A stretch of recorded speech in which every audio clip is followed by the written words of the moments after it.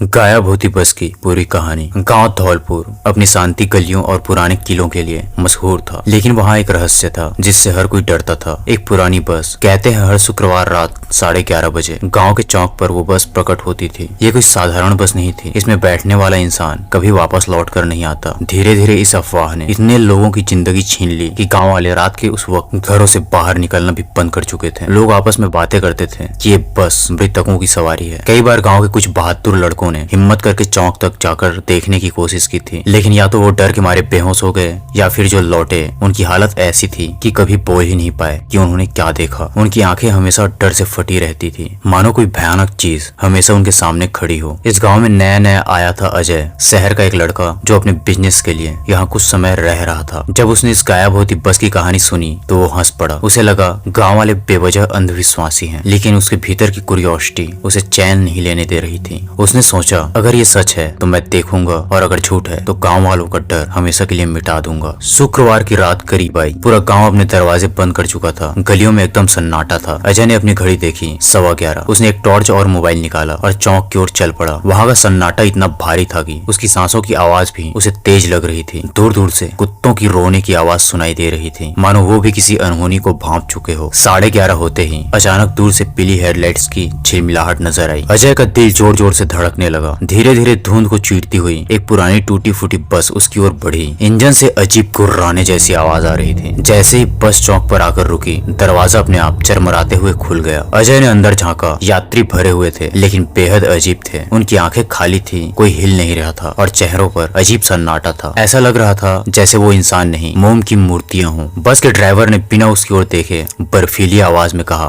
बैठ जा, सीट खाली है। अजय ने कांपते हुए पहला कदम बस में रखा। जैसे ही उसने सीट ली, बस अचानक झटके से चल पड़ी। बाहर का नजारा बदल चुका था। गांव की गलियां अब गायब थी। खिड़कियों के बाहर घना अंधेरा और धुंध थी, जैसे बस किसी और ही दुनिया में प्रवेश कर चुकी हो। अजय ने घबराकर मोबाइल निकाला। नेटवर्क गायब था। धीरे धीरे उसने यात्रियों को गौर से देखना शुरू किया। सामने बैठा आदमी धीरे धीरे अपना चेहरा उसकी ओर घुमा रहा था। अजय का दिल थम गया। उस आदमी के गाल से सड़ा हुआ मांस टपक रहा था। बगल में बैठी महिला की आंखों से खून बह रहा था। एक बच्चे के मुंह से सांप निकल रहे थे जो उसके पैरों पर रेंग रहे थे। अजय चिल्लाना चाहता था, लेकिन उसकी आवाज गले से बाहर ही नहीं आई। तभी सभी यात्री एक साथ उसकी ओर मुड़े और ठंडी फुसफुसाहट में बोले, अब तू भी लौट कर नहीं जाएगा। बस का माहौल अचानक और भी भारी हो गया। अजय को लगा उसकी सांसें रुक रही है। उसने खिड़की के बाहर झांका। बाहर अब सड़क नहीं थी, बल्कि कब्रिस्तान दिखाई दे रहा था। बस कब्रों के बीच से होकर गुजर रही थी। हर कब्र से काले साए उठकर बस की ओर बढ़ रहे थे, मानो वो बस में चढ़ना चाहते हों। अजय ने कांपते हाथों से बस की बेल दबाने की कोशिश की, लेकिन वहाँ कोई बेल थी ही नहीं। तभी उसने देखा कि ड्राइवर की सीट खाली थी। कोई ड्राइवर था ही नहीं। फिर भी बस तेज रफ्तार से अंधेरे में दौड़ रही थी। उसने चीख कर कहा, मुझे यहाँ से निकलना है। तभी एक यात्री ने अपनी गर्दन घुमाकर कहा, अब देर हो चुकी है, अब तू भी हमारी तरह बस का हिस्सा बन चुका है। उसके चेहरे से पूरा